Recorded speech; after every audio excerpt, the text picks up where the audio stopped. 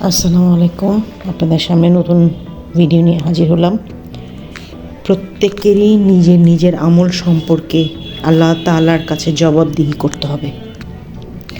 কুরআনুল কারীমে বক্তব্য আছে যে, হে মুমিনগণ, তোমরা আত্মশুদ্ধির ফিকিরে প্রথমে নিজেকে শোধরাও।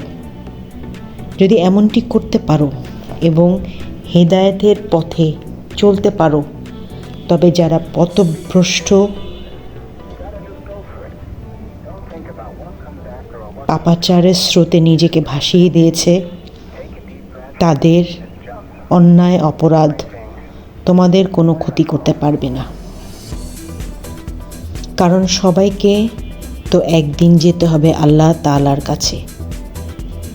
প্রত্যেকেরই তার কাছে জবাবদিহি করতে হবে। একজনের অপকর্মের জবাবদিহিতা অন্যজনকে করতে হবে না। কাজেই তুমি নিজের কথা চিন্তা করো, নিজের কথা ভাবো, যাচাই করে দেখো তোমার আমল কেমন।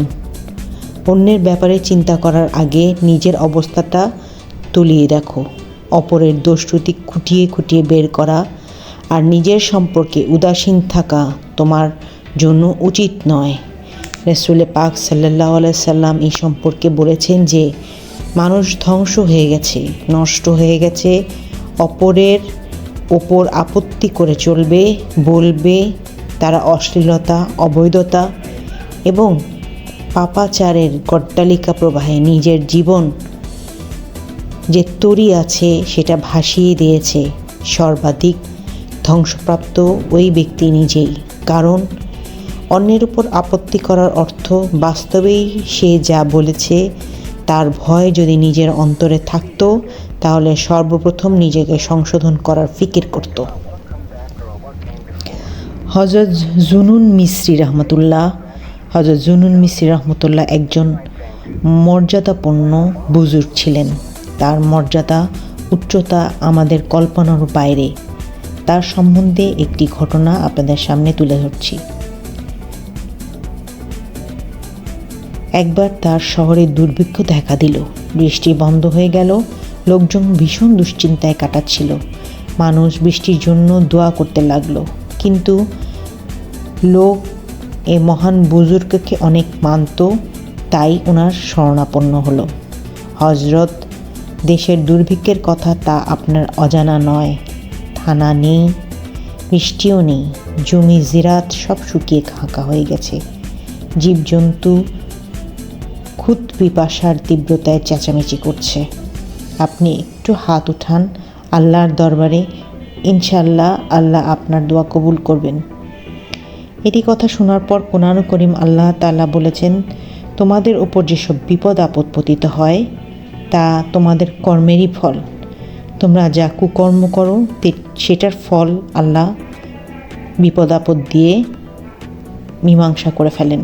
সুতরাং এই অনাবৃষ্টির কারণে আমরা নিজেরাই আমাদের গুনাহের কারণে আল্লাহর বৃষ্টি বন্ধ করে দিয়েছি।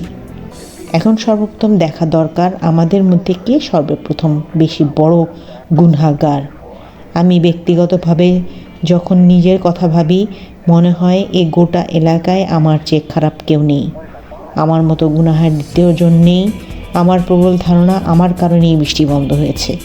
তাই আল্লাহ চাহেন তো আমি এই এলাকা ছেড়ে চলে যেতে পারি। দৃষ্টি ছিল নিজের গুনাহের দিকে। জুনুন মিসরি রহমতুল্লাহ আল্লাহের মহান বুজুর্গের ভাবনা কত পবিত্র ছিল। তিনি কি মিথ্যা বলেছেন, নাকি এর মাধ্যমে তিনি বিনয় প্রকাশ করেছেন? বস্তুত তার এই বুজুর্গ মিথ্যা কথা হতে পারে না, বরং বাস্তবে নিজেকে তিনি এমনটি ভাবতেন। আল্লাহ তাআলার ওলি ছিলেন।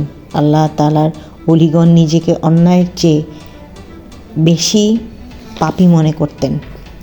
অপরের দোষ তখন চোখে পড়ে না। যুগের মহান পুরুষ হযরত মাওলানা আশরাফ আলী থানভী রাহিমাহুল্লাহ ছিলেন আমল ও তাওয়াক্কার এক জীবন্ত ব্যক্তিত্ব ও প্রতীক। তিনি এক খালিফা বক্তব্য। তিনি বলেন, হযরত, আপনার মজলিসে যখন বসি, আপনার উপদেশ যখন শুনি, তখন সবচেয়ে খারাপ ব্যক্তি আমি। আমার চেয়ে পাপী, আমার চেয়ে বড় অপরাধী আর কেউ নেই। সোজা কথা, আমার কাছে মনে হয় আমি পশুর চেয়েও নিকৃষ্ট। হযরত উত্তর দিলেন, এ তো তোমার অবস্থা, আর আমার অবস্থা কি জানো? সত্য কথা হলো, আমার অবস্থা তোমার মতোই। আমি যখন বয়ান করতে থাকি তখন মনে হয় এলাকার সব উপস্থিতি আমার চেয়ে উত্তম। আমি সবার তুলনায় অধম। আমি সবচেয়ে গুনাহগার। সকলেই আমার চাইতে অনেক অনেক বেশি নেককার। এ তো গেল হযরত থানভী রাহিমাল্লাহ নিজের কথা। আসলে বুজুর্গ এদেরকেই বলে। তাদের মনে শুধু একটাই চিন্তা, আমার মধ্যে কি কোনো দোষ আছে? কোনো গুনাহতে আমি লিপ্ত। এসব আমি কিভাবে দূর করব বলেন তো? কেমন করে আল্লাহর তাআলা সন্তুষ্টি অর্জন করব?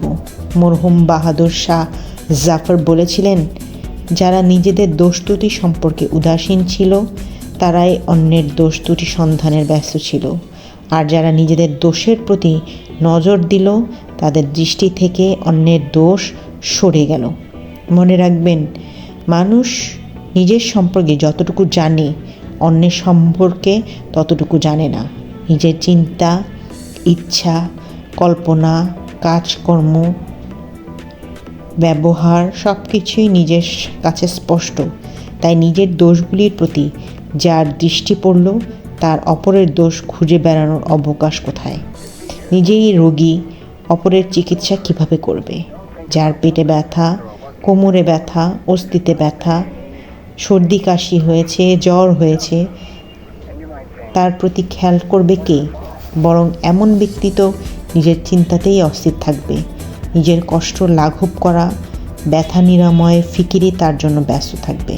অন্যের অসুখ, অন্যের সাধারণ কষ্টের দিকে তাকানোর তার কোনো চিন্তাই নেই। বরং অনেক ক্ষেত্রে দেখা যায় নিজের কষ্ট সাধারণ আর অন্যের কষ্টের মারাত্মক হওয়া সত্ত্বেও নিজের কষ্ট তাকে এতটা বিচলিত রাখে যে অন্যের মারাত্মক কষ্টের প্রতি চোখ তুলে তাকানোর সময় থাকে না। একটি মেয়ের উপদেশমূলক ঘটনা। আমার এক প্রিয় সহধর্মী ছিল, তার পেটে ব্যথা ছিল। ব্যথা খুব বেশি মারাত্মক ছিল। ডাক্তার দেখানোর জন্য তাকে হাসপাতাল নিয়ে যাওয়া হলো।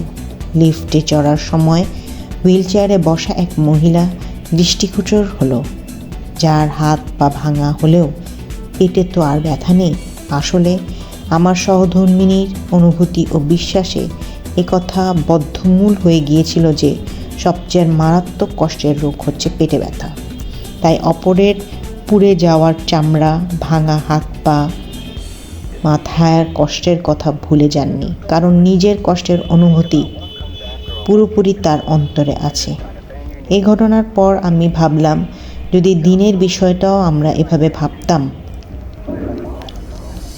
যদি আত্মিক ব্যাধিগুলোর ফিকিরে লেগে থাকতে পারতাম, তাহলে অপরের দোষ আর খুঁজে বেড়াতাম না। হযরত হানজাল রাদিয়াল্লাহু আনহু নিজের ফিকির, এটা আপনাদের পরের ভিডিওতে নিয়ে আসব। আজ এই পর্যন্তই। আমার সাথেই থাকবেন, বেল আইকনে ক্লিক করে শেয়ার করবেন, ফলো করবেন, সাবস্ক্রাইব করবেন। আর যদি কোনো ভুল ত্রুটি হয় তাহলে মাফ করবেন। আমিন সুমা আমিন।